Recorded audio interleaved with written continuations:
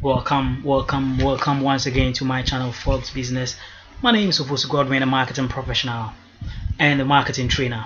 In this video, we talk about 5 dirty business tricks that you don't know it exists. 5 dirty business tricks that you don't know it exists. If you subscribe to my channel yet, hit the subscribe button and subscribe, comment, share, and like, so you get notifications anytime I release a new video. The first thing I'm going to talk about is deceptive user agreement. We all do buy products and services, and that normally comes with user agreements, especially online. But we don't actually most often take the time out, as a matter of fact, to read the agreement, the terms and conditions. Most often we don't just read through these user agreements, right? Just few lines, and then we just take on I agree button, and then that is it. Research conducted by Deloitte & Touch in the US says that 90% of consumers accept legal terms and conditions when they buy products without reading them. There's no much problems about that, but the issue here is that some businesses include unrelated requests, which allows them to use your data anyhow, right? They use it to, as a matter of fact, to voluntarily get data from you. The implication that you give voluntary access to data and sometimes photos for public consumption that you may not be aware of.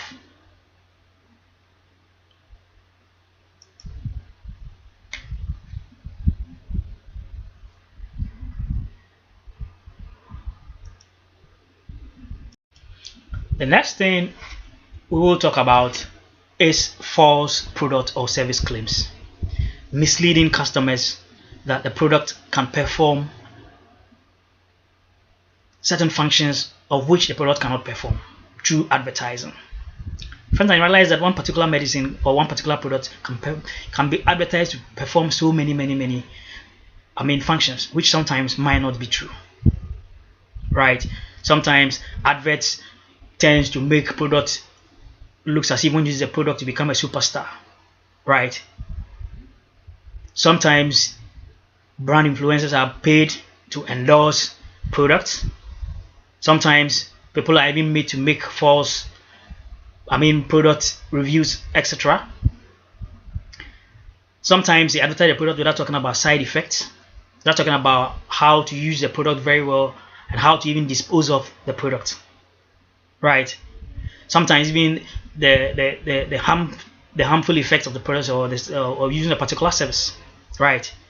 Some of these things are not made clear. Sometimes they also refuse to give every information that encompasses the product. This is because if they give you all the information, you might not end up buying from them, or you might not end up buying their product. So sometimes certain information are shelved to prevent you, the buyer, from getting to know details about the product.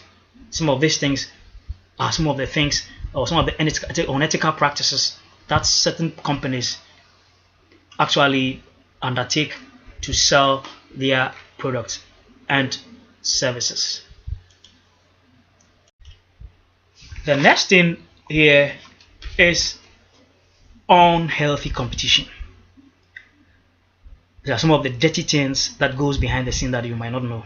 Unhealthy competition to dilute the competitor's brand value and even the competitor's competitive position, making false allegations and negative reviews and negative attacks about the competitors, trending lies on social media about competitors, getting people to talk bad about the competitors' products with no proof. With the internet and digital marketing and search engine marketing, another interesting thing or another dirty trick under unhealthy competition is negative SEO, which is the act of using black hat SEO, what we call the black hat SEO on other competitors' websites to get them to be penalized by the search engine, for example, Google. What they normally do is they use what we call black hat SEO. You know, SEO is simply search engine optimization. You see, when people search for products that are related to your website on Google or any other search engine, the result that comes is what we call the search engine results. So what some people do is that they try to use black hat strategies to point your site towards certain bad links so that you are penalized by Google. So that when people search for your keywords related to your website or your product, your website ranks very low so that customers may not see and then click on them. You see, negative SEO can harm your rankings in search engine. One thing is that usually you might not see it in your website. It is not likely that you see it in your website. But the fact here is that if you want to find out about the fact that you have been negative SEO, check your ranking. Go to Google Analytics and check how traffic figures are falling. This will tell you that you might have been hit by negative SEO or black hat SEO. Some competitors use this to prevent their opponents from appearing in Google when people search for products related to their products and services. So negative SEO can also be used, and it does happen. But the good thing is that Google is trying all it can to get all those people who get into negative SEO and black hat SEO to blackmail competitor search results on search engines. So it is one dirty trick that is being used by very intelligent competitors to dilute the competitive position of their competitors. The next thing we're going to talk about is paid fame. People are paying to determine their fame online. People are paying for likes. People are paying for followers. That might seem as if their brands are being respected and are being loved by the majority of people or by the internet world, right? Or netizens, to put it. People buy followers. There are likes, services where people can buy likes and followers.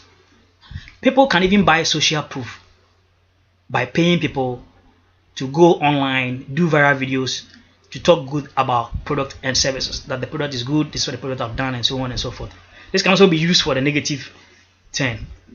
You see, people are also even buying links. But some of these things can also go against you, especially buying links. And we'll talk about that in negative SEO. See, the issue here is that people are of the mindset that their page should have a lot of followers. You see, it's not a matter of just followers and sometimes likes, but the quality of the people that are following your brand. Are they your target market? You see, the end point here is that you can buy likes, you can buy followers, but the problem here is engagement. See, you hear of a lot of people talking about their social media experts and so on and so forth, with all their attention and their focus on what? Getting the numbers without looking at engagement rate. You have somebody who runs a page that has about 100,000 followers but has an engagement rate of 0.308, below average, right? People are using all forms of means to get that fame online. Another thing we're going to talk about is price exploitation, overpricing. Some companies do overprice, even though every company has a pricing objective. Some price to create some image and prestige and reputation for their brands. Some also price, as a matter of fact, to cover research and development costs. Some price, as a matter of fact, to also cover up advertising costs, etc., and many other overhead costs. There are so many other pricing objectives. But the point here is that some companies overprice too much than the value of the product or the service they are offering, without any recourse to or without any reason. They might have not spent much on research and development, they might not spend much on marketing budget, right? But they just are too inward looking and profit oriented, so they overprice too much so that you don't get value for the price that you pay. If your value is the value of the product is less than the cost you are buying the product, then this is an unethical business tactic, right? A lot of companies or businesses used to do that, and they do that as a matter of fact to get them to get customers to buy so that they also make more money and make more profit. There's another aspect of price exploitation, that is bait and switch.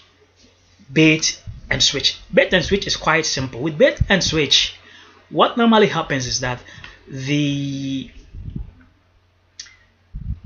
business or the organization advertises very low price and lets customers get to understand that prices are very low for products in the shop. But later, when customers go into the shop to buy, they will then be pushed to buy expensive ones, right? They will then be pushed to buy expensive ones instead of the low advertised ones, low cost advertised ones that were shown in the advert or that were advertised. So what they do is that they advertise that, oh, their prices are low, you can get this for as low as this. But when you get into the shop, you realize that they will either tell you that they have only limited stock of the cheap ones, so you need to buy some of the expensive ones in addition. Sometimes they can use complementary products to do that, or sometimes they'll tell you they have even run out of stock. And this might be a pressing product that you need to buy, a pressing need, a product you really need. Maybe it might not be a convenience product, but a product you need very much to solve a particular problem. So when you get there, they will then push the expensive product to you. That is what we call the bait and switch strategy. So these are some of the dirty business tricks that you might not know exist. Don't forget your subscribe button, subscribe, comment, share, and like, and watch out for my next video.